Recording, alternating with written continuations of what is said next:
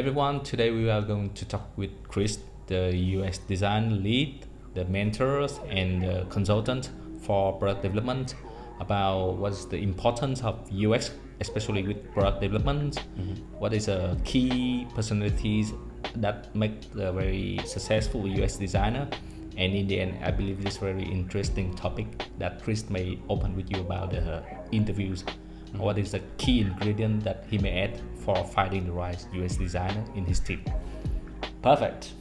Let's get started. Yep, let's get started. Yeah, so I'm Chris. I've been a UX designer for the past 8 years. I've worked at product companies and also consultancy where I met Swan.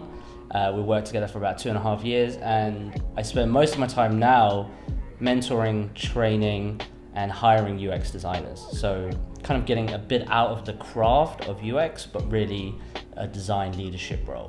So yeah, today, as you mentioned, you're going to ask me some questions about UX. Yes. And I'm going to try and help you guys answer some and hopefully clarify some miscommunication, misalignment, whatever the, how do I say it? Whatever the vague thing about user experience is, because I think a lot of industries out there, they don't quite know and students don't quite know. So let's dive into it. Yeah. Yep, absolutely. Thanks. Okay, so I think the very first question is like, people may heard about UX, but they don't really understand what is the importance of UX into the software development, especially with the product development. So I think let's start with that one. Okay, so the question is the importance of UX in product or software development. Yes. This is an easy one. No. Yeah. So, of course, it's really important. I think typically, let's just say 10 or even 15 years ago, it was sort of engineering-led culture, right? Software development, because it's all about code. And we know now, in the past, however many years, that UX is so key, because basically why it's so key is because the customer touches it, right?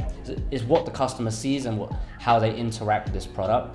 So yeah, it's a fundamental pillar of software development. So if I was to draw a Venn diagram, 3 concentric circles that overlap, which is it's product / business, and then it's user experience, and then it's the tech or software engineering, right, side. And in the middle is really what the customer wants and needs. And without those 3 circles and those 3 practices, I don't think you can really create a successful product, a well-loved product. So it's just fundamental, and if you don't have UX in your product development cycle, if it's an afterthought, then the customer can always see it and they always know that this company hasn't spent enough time.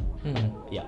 So the reason why I start with that easy question is because for me, honestly, UX is just come to my mind recently 5 years ago, and before that, mostly when we start with mostly it's outsourcing project. We know about UI design, mostly about like some design for Photoshop or something like that. And what is the big difference between like UI design and UX? What is the key mental things for making that change into the software development cycle?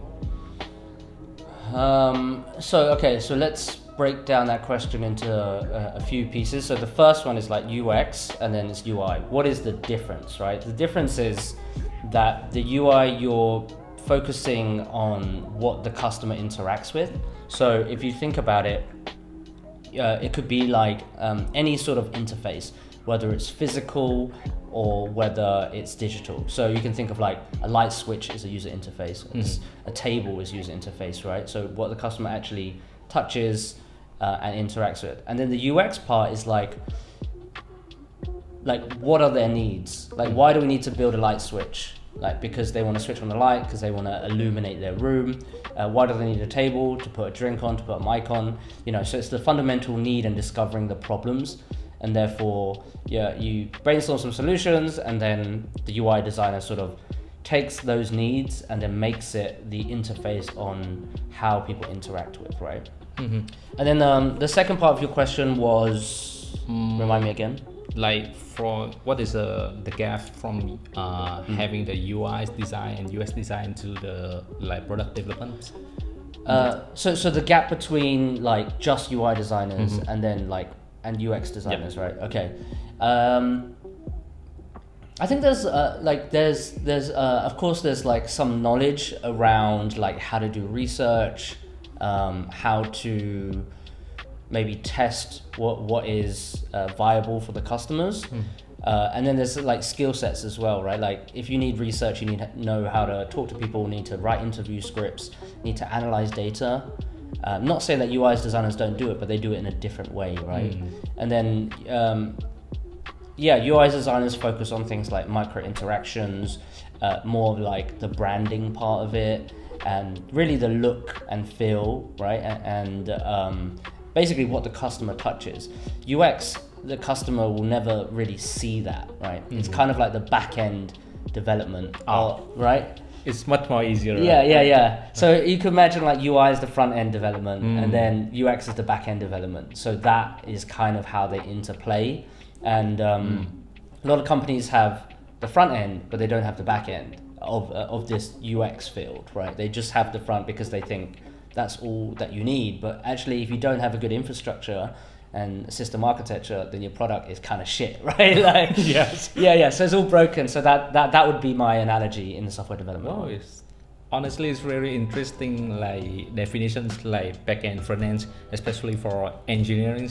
They may understand this a bit better when they like understand like how you guys work, what is different between like when there's a member like called UX designer working in the team, so what they are doing, and for UI designer what's the difference. And like for that part, like from the engineering perspective, I just want to understand it a bit better. Like for the people who want to try it for UX designer positions, what is the key personalities or attitudes that they may need? Yeah, I think one of the ones that everybody says, and I believe it to be true, is that don't fall in love with your solution. Because I think a lot of times when you design something, you spend lots of time on it and you're like, oh, this is really good. And then you put it in front of some people and they just can't work it out. Right? So it's not fall in love with your solution, because it will have to evolve and change based on the need, right? So I think, that's a key thing to really like strive for perfection, but knowing that your design will never be perfect. So that's a mentality that's really hard for a lot of people. How can you keep it balanced, like strive for the perfect, but like understand that it never be perfect? Yeah, because like most designers, whatever designer you are, you're like a craftsman, right? You like build this really nice table and you spend so much time on it, but in the digital world, you can build it a lot faster, and it has to adapt with the evolving needs. And like if you build a table, the table is finished and that's it, right? If the customers want to change it, it's really, really hard. But with software development, it's super easy.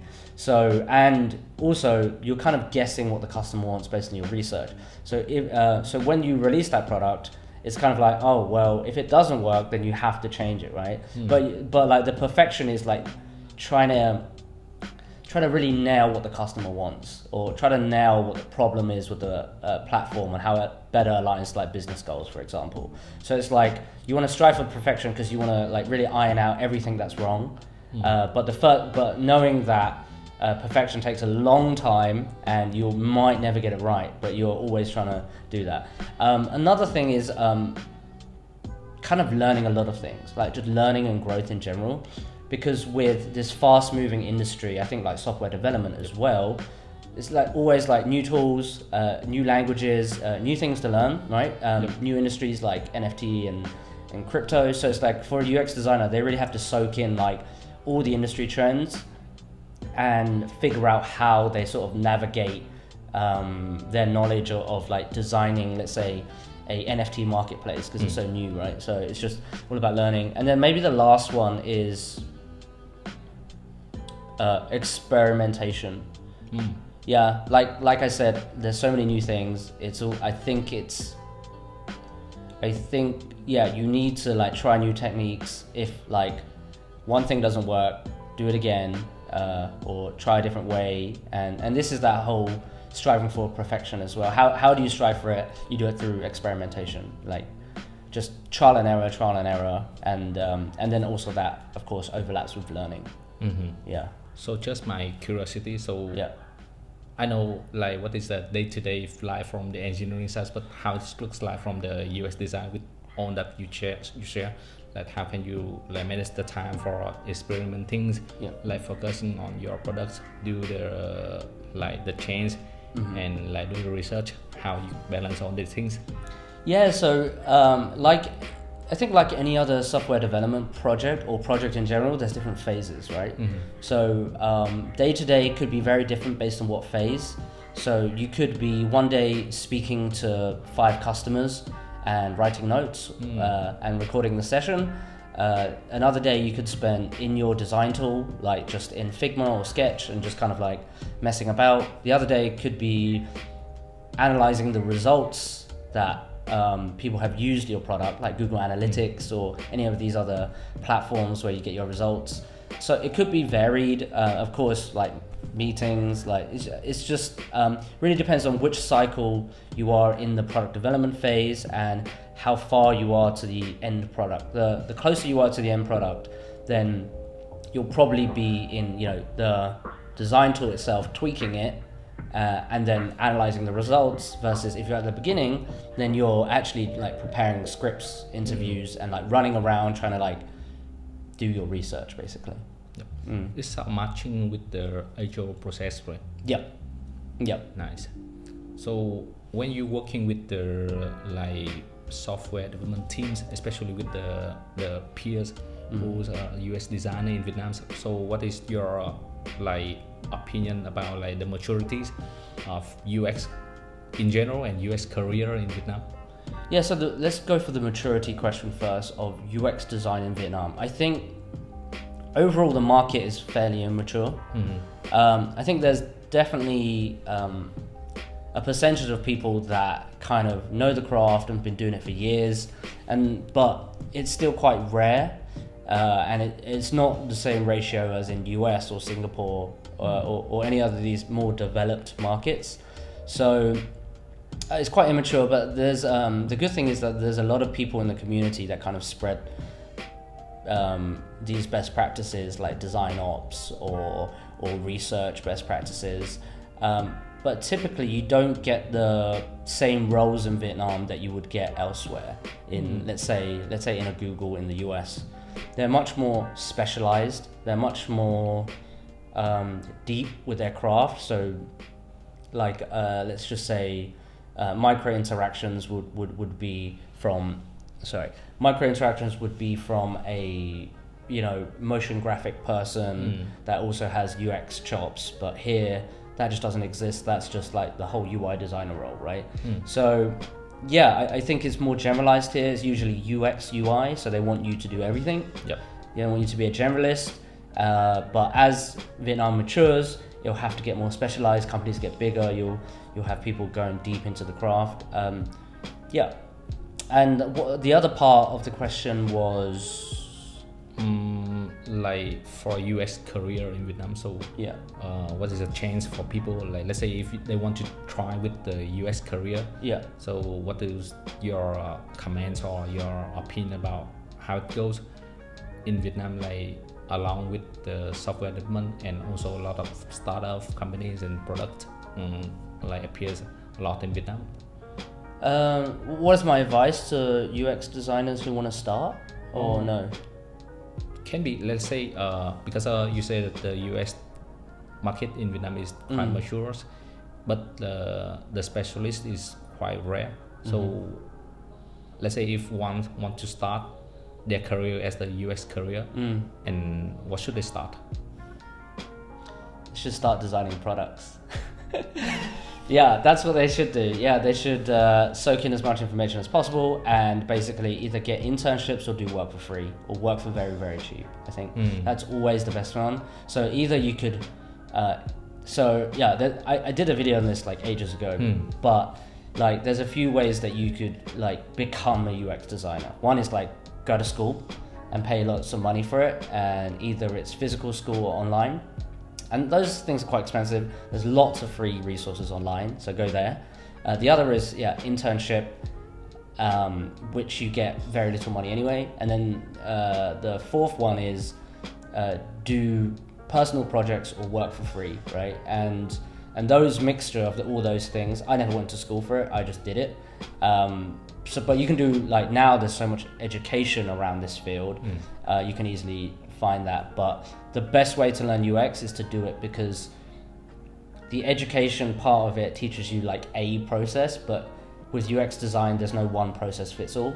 So it's like, if you don't do it over and over again and figure this out, then it's very hard to sort of like just remember like the good practices in your head.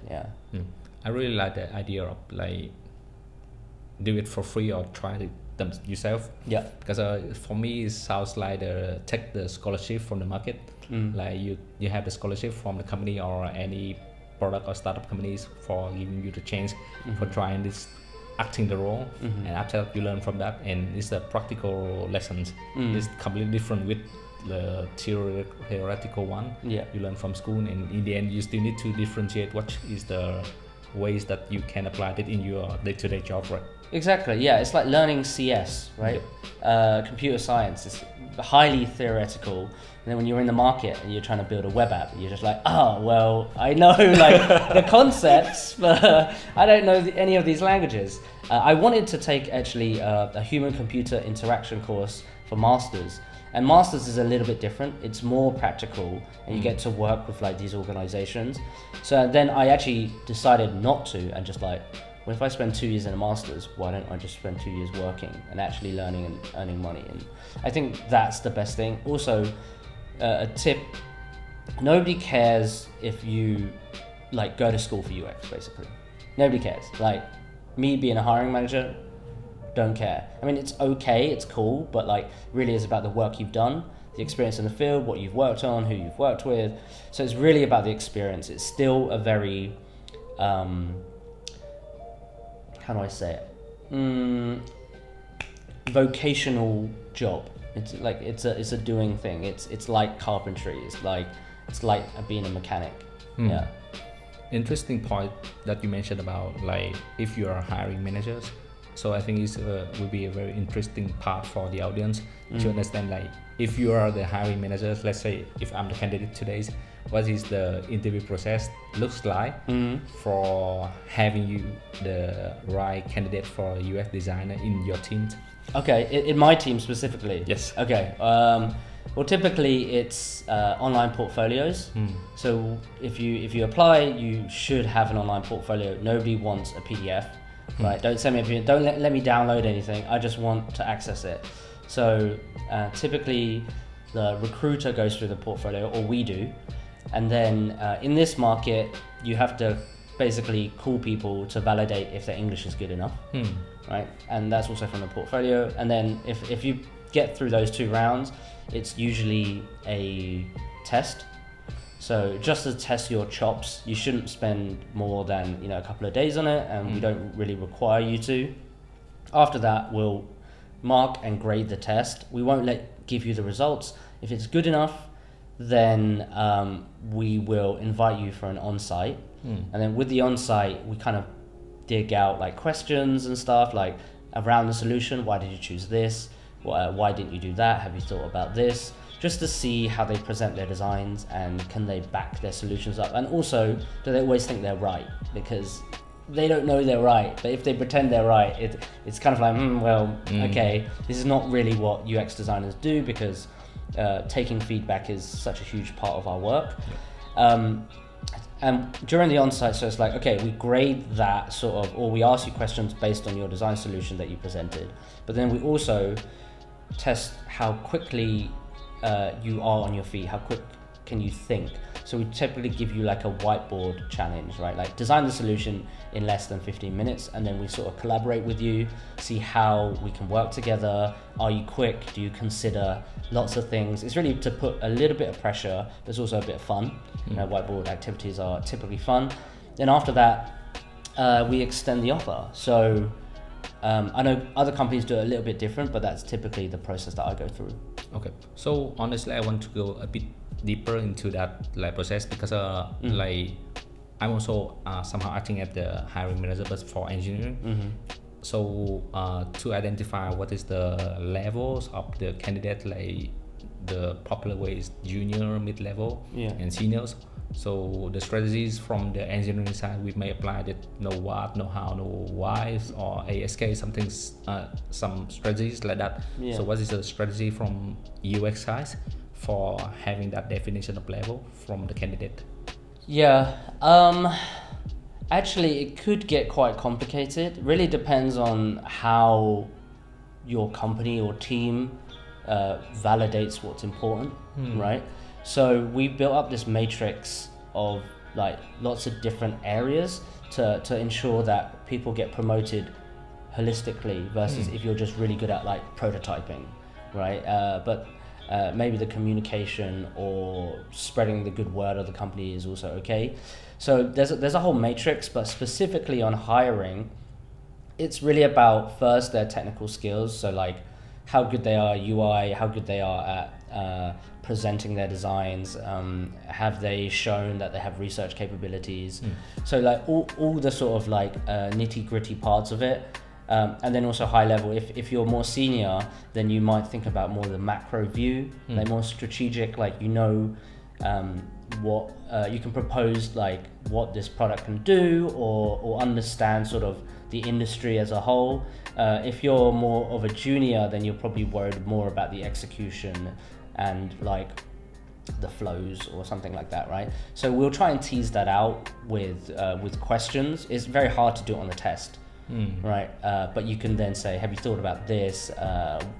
How do you think that Airbnb would design the same thing given that they have millions of users with lots of different languages? So yeah, it's all about first grading the technical solution and how they come to it, and then following up with like which level do you think they are based on what they've shown. Okay, that's great to know. Like it sounds much more complicated.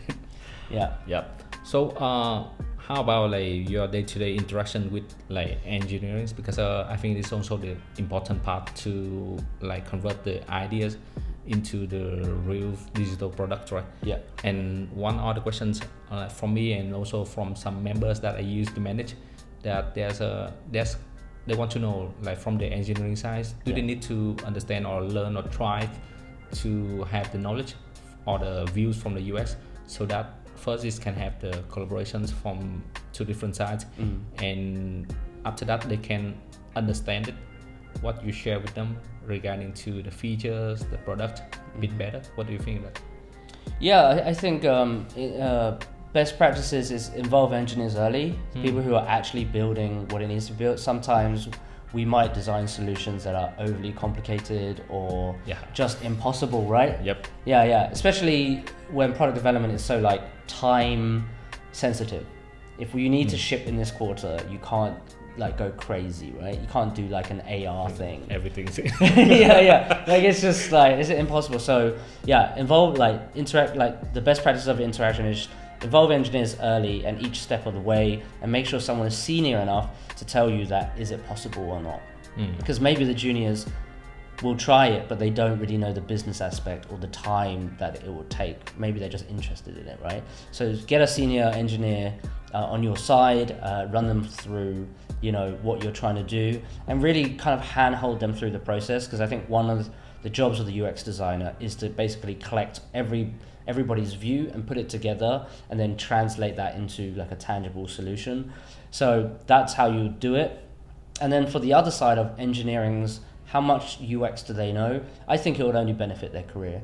I think especially for like front-end engineers, because they are actually working on things that customers touch. If they don't know anything about best practices of UX or interactions, it's very hard for them, because they basically have to look at like static things and figure out how it should work. Whereas like the UX and them should collaborate on how it should work, because front-end engineers will know the best practices of like the web, for example, right, and things like that, or like material design, and so it should be really close collaboration. So yet again, at different phases of the project, you'll have to be closer to the engineers. At the beginning, you probably don't have to be too close, involve them just a little bit at the beginning, sort of just get their blessing on what you're working on. And then towards the end of this, or the middle to the end, it's like you're really delivering the product. So and then you and the back end and the front end engineer should really be sitting in, you know, the same table and like keep on going back and forth. And of course with like bug fixes as well, right? Like designers are more detail orientated, I would say, than sometimes front end developers. So then like, you know, front end will need UX help, and it's really like overlapping, right? Yeah. Yes. Yeah. So I think it's also important, like from my perspective as the manager, is like if the engineers, they understand the perspective from the UX, so they can have the ownership on what they're doing. They not need to come to you or the manager or the leaders for asking what should I do with these small things. So it's bring more complicated and also extended time for development, and also it does not bring your own signatures on the products, right? Yeah, that's true. I think front-end developers deserve ownership of the product they're building, right? Like if the customers are touching it, they should be the ones to be like, I think this should be better this way, or like, why not, right? Like it's never really too late to propose changes for the good of the product. So yeah, that's why you have to involve them when you're building a solution. Otherwise, nobody just wants to execute, right? Absolutely. Yeah. Interesting. So you also remind me about a very like strange and like unforgettable experience when we do the UX workshops together in Fireside. So you want to share some things about that? Like what is the common practice for facilitating that workshop, and what's it the impact of having the UX workshop and not having the workshop in the product, like starting initial part? Yeah, UX workshops is something that I also discovered in Wiseline, and then it was very successful, and it helped us basically convert a lot of clients into real customers, but also help the whole product development cycle. So without a UX workshop, a UX designer would basically like speak to people, like different teams, kind of, what's the word? Sorry, let me just take a drink. Yeah, so the UX designers basically speak to a lot of different parties and trying to put all that information together. So I guess it's siloed. Like people aren't speaking to it, like product and engineering aren't speaking to each other. Customers and marketing, you know, have their view, but nobody else knows what they talk about, right? So and then basically that UX designer will then say, okay, based on everything, someone needs to approve these decisions, and then I can then move forward, right? Usually someone approves it, it's the product manager or the CEO, whoever is the decision maker. That's bad because nobody knows what you're doing, right? Nobody knows who said what and why. With UX workshops, it's like everybody gets in the same room. You can spend a few hours or even, you know, like a week together, right? Which we did. And you basically hash out everything that's that you're thinking about that's wrong. And a UX designer's job to facilitate is to come up with activities that tackle a specific set of problems, where it's like understanding the user, right? Building solutions, like what are the best ideas, voting on, you know, different themes, or even creating themes based on what everybody said in the room. So there's a lot of these like tactics or activities that you run, and really depends on what the group needs. So that's another UX thing. It's like, okay, well, what does this product need, and what sort of information or inputs do we need in order to get the best output? And based on that understanding and that workshop, everybody has agreed to move forward in a certain way. And if they object, too bad, right? You know, everybody has agreed. Of course, it's not a democracy. There's still decision making in the room, but to have that decision making in the room say, this is what I want to do based on everybody's knowledge and everybody's expertise. So it's really, really good. And it would basically save you a lot of time and a lot of effort to then go back and change stuff. So it's just a fundamental practice that everybody should use.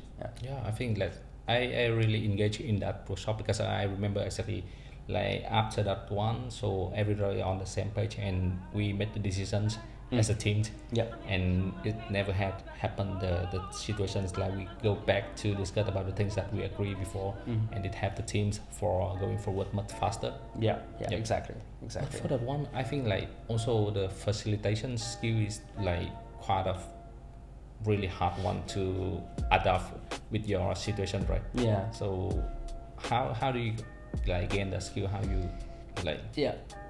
So facilitation, basically, before Wiseline, I never like presented. Wow. Yeah. So like I was just pretty bad at it. And then Wiseline just made you present because it was a product consultancy, right? So you always had to speak about what you're doing with the clients. And these are like major clients. Like the first one I went to, the first workshop that we did, and it was the second workshop ever in Wiseline, was to 21st Century Fox in LA, speaking to all these media executives, and I was super scared because I've never done it before. And Wendy was just like, "Oh, you should do it," and I'm like, "Oh, why?"